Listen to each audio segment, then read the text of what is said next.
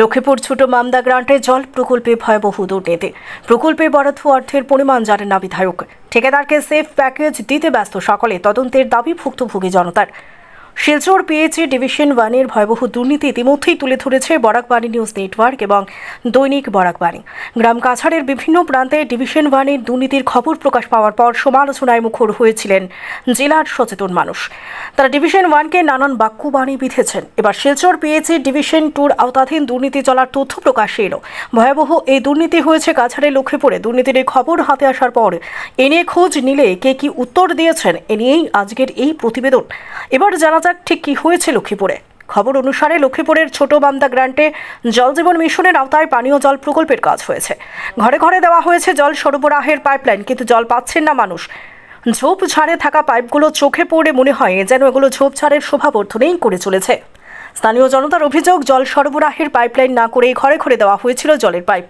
খবরের সত্যতা যাচাই করতে বরাকবাণী নিউজ নেটওয়ার্ক ঘটনাস্থলে পৌঁছালে দেখা যায় বসতি উচ্চস্থানে হঠাৎই টিলায় কিন্তু পাইপলাইন দেওয়া হয়েছে নিচু সমতলে। কেন এমনটা করা হয়েছে নিয়ে প্রশ্ন করলে স্থানীয় জনতা ক্ষেপে যান। প্রদ্যুৎ নামের এক প্রাক্তন পিআরআই মেম্বার জানান, জল জীবন মিশনের আওতায় এই প্রকল্পের কাজ হয়েছে। ঠিকাদার প্রকল্পের কাজ করেছেন ঠিক, কিন্তু ঠিক কি কাজ করেছেন তিনি তা বোধগম্য হচ্ছে না, কারণ পাইপে জলই আসছে না। বিষয়টি তিনি লক্ষ্মীপুরের বিধায়ককে অবগত করেছেন, কিন্তু বিধায়ক পাইপলাইন না করার বিষয়টি অস্বীকার করেছেন। তিনি উল্টো বলেছেন, পাইপলাইন যে করা হয়েছে মাটি খুললেই তো এর প্রমাণ পাওয়া যাবে। জৈন প্রদবীর যে ঠিকাদারকে কাজের বরাদ্দ দেওয়া হয়েছিল তার নামও জানেন না বিধায়ক। কাজের নামে কত টাকা বরাদ্দ হয়েছিল সেই তথ্য নেই তার কাছে।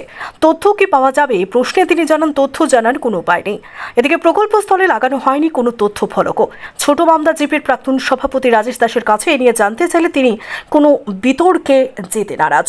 তার কথায় টাকা কম বরাদ্দ হয়েছিল, প্রায় 40 থেকে 45 লক্ষ টাকা। কাজের বরাদ্দ পেয়েছিলেন মনোজ জৈন বা তার ভাই মনীষ জৈন, এই দুজনের মধ্যে কেউ একজন। এর বেশি কিছু বলতে রাজি হন না তিনি। পরবর্তীতে স্থানীয় গোয়ালা পদবীর এক নেতার কাছে এ নিয়ে জানতে চাইলে তিনি জানান, বর্তমানে প্রকল্পটি বন্ধ রয়েছে। কাজের বরাদ্দ পেয়েছিলেন মনোজ জৈনের ভাই মনীষ জৈন। এই কালভার্ট নির্মাণকে নিয়ে মনীষের সঙ্গে তার কথা কাটাকাটি হয়েছে বলেও জানান গোয়ালা। তবে বরাদ্দ অর্থের পরিমাণ বলতে পারেননি তিনি। তার অনুমান বরাদ্দ অর্থের পরিমাণ 1 কোটি টাকা হতে পারে। এদিকে তথ্য সংগ্রহ করার সময় এক ভুক্তভোগী মহিলা হঠাৎই ভড়কে যান। সংবাদ মাধ্যমকে জনস্বাস্থ্য কারিগরি বিভাগের কর্মী ভেবে বসেছিলেন তিনি। পরে বুঝতে পারে এবং সহযোগিতা করেন। তিনি বলেন তার বাড়ি উচ্চস্থানে। 3 বছর আগে স্থানীয় ভূষণ গোয়ালা এসে নিচে পাইপ পুঁতে দিয়ে যান। এখনো পর্যন্ত জল আসেনি পাইপে। এর বিপরীতে পাইপগুলো ঝোপঝাড়ে ঢেকে যাচ্ছে। আরেক মহিলারও প্রায় একই অভিযোগ। অন্য এক মহিলা জানান, নিজের বাড়িতে মাটির কুয়ো রয়েছে, কিন্তু কুয়োর জল লাল হয়ে গেছে। তিনি কিন্তু নিরুপায়, এই জলই বাধ্য হয়ে ব্যবহার করছেন। শুকনো মরশুমে কুয়োয় পর্যাপ্ত জল না থাকায় এর বাড়ি ওর বাড়ি থেকে জল সংগ্রহ করতে হয়। মানুষ একটু জল ও নানান কথা শুনিয়ে দেন, এই বড়ই দুর্ভাগ্যের।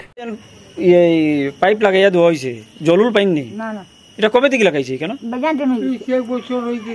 মানে লাগানোর পরে একদিনও জল পাইছেন? এমনি খালি এমনি পড়িয়া রয়েছে।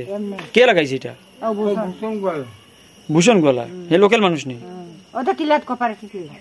ও, কোনো জল এখন পর্যন্ত কিছু পাইছেন না? আপনারা জল কিতা খাইন? কুয়ার জল। आपका कुआ हुएगा? हाँ, माटी कुआ। माटी कुआ। वहाँ से पानी? हाँ, पानी लाल हो जाला, में किरमी हो जाला। ये पानी पीने भी छान के पी ले, क्या करे? अब बूढ़ा आदमी कहाँ जाए पानी भरा? और सूखा दिन में क्या करी? सूखा दिन में पानी रही? सूखा दिन में पानी ना रहा, थोड़ा थोड़ा रहा। हबाड़ी जाओ পরে খোঁজ নিয়ে জানা যায় স্থানীয় ভূষণ গোয়ালা জনস্বাস্থ্য কারিগরি বিভাগের একজন কর্মী মুরলীধর নামের তিনি পরিচিত। তথ্যের জন্য ভূষণের দ্বারস্থ হলে তিনি সব অভিযোগই অস্বীকার করেন। উল্টো বলেন 3 বছর থেকে জল না পাওয়ার অভিযোগ একেবারেই মিথ্যে। বর্তমানে রাস্তার কাজ চলছে। কাজ চলাকালীন নদী থেকে জল সংগ্রহের পাইপ ফেটে যাওয়ায় 20 দিন ধরে জল সরবরাহ বন্ধ রয়েছে। এর আগে কম পরিমাণে হলেও জল পেয়ে যাচ্ছিলেন অভিযোগকারীরা, জানান ভূষণ। তার কথায় ঠিকাদারের অধিকাংশ কাজই শেষ, প্রকল্পের কিছু ছোটখাটো কাজ বাকি রয়েছে। প্রকল্পের বরাদ্দ অর্থের পরিমাণ নিয়ে তাকে জিজ্ঞেস করলে তিনি এর সদুত্তর দিতে পারেননি। তার অনুমান 50 থেকে 55 লক্ষ টাকা হবে। তবে ভূষণ এদিন ঠিকাদারের হয়ে সাফাই গাইলেও ঘরে ঘরে দাঁড় করিয়ে রাখা পাইপগুলোই বলে দিচ্ছে ভুক্তভোগীদের যাতনার কথা। এদিকে তথ্যবিহীন এই কাজ নিয়ে তদন্তের দাবি তুলেছেন স্থানীয় জনতা।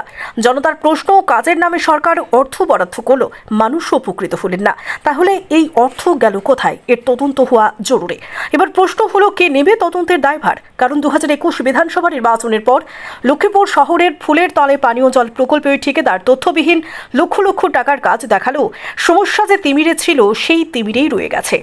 সে সময়ও তদন্তের দাবি উঠে, কিন্তু রহস্যজনকভাবে কোনো তদন্তের ব্যবস্থা করা হয়নি। এর বিপরীতে ঠিকাদার বিল আদায় করে নিতে সক্ষম হন বলেই অভিযোগ। ব্যুরো রিপোর্ট, বরাকবাড়ি নিউজ নেটওয়ার্ক।